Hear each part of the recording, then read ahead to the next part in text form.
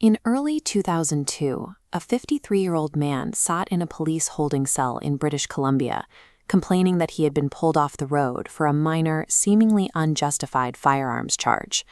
He introduced himself to his cellmate as Robert Pickton, a man who didn't drink or smoke and worked as a plain old pig farmer.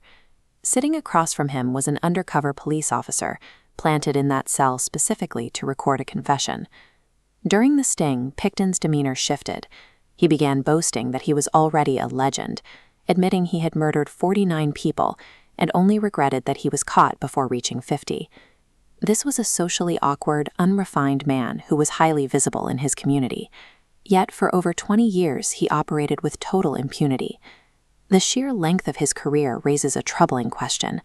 How did a disorganized farmer manage to kill dozens of women for 2 decades without the police ever stopping him? Pickton's base of operations was a sprawling, isolated pig farm in Port Coquitlam. It was a secluded property that allowed him to dispose of remains far from prying eyes. He developed a specific methodology, driving into the city to lure vulnerable women back to his farm with promises of money, shelter, or drugs.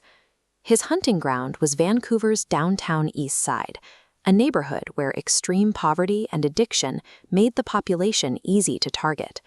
As early as 1978, women from this specific neighborhood began vanishing in alarming numbers.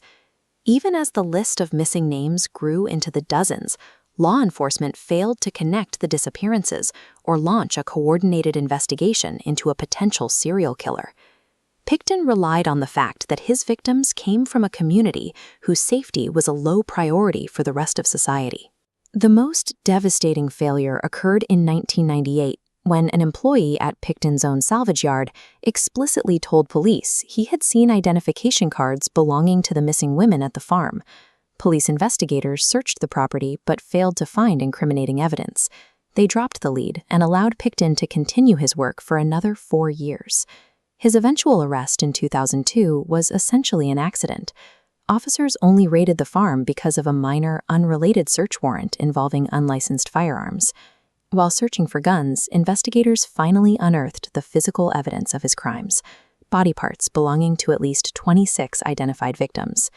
Because the arrest was the result of a lucky search for weapons, it proved that the justice system had completely failed to actively protect the women Pickton was targeting.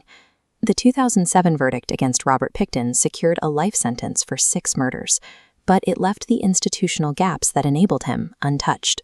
This institutional failure led to a national inquiry into missing and murdered Indigenous women and girls, acting as an official reckoning for decades of neglect. This bar chart visualizes the data driving the inquiry.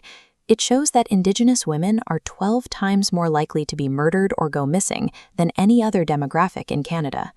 The inquiry traced these numbers back to intergenerational trauma and colonial practices that systematically marginalized Indigenous communities.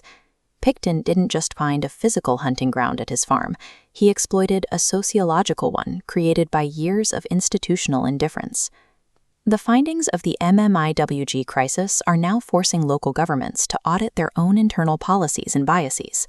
In 2021, the City of Vancouver launched a formal update to overhaul municipal priorities based on the recommendations from the MMIWG and Red Women Rising reports.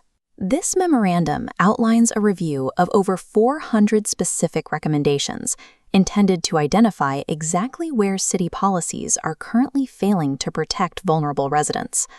This means changing police complaint procedures, improving Indigenous economic well-being, and securing housing safety. Catching a single serial killer provides a closed case, but preventing the next one requires dismantling the systemic biases that allow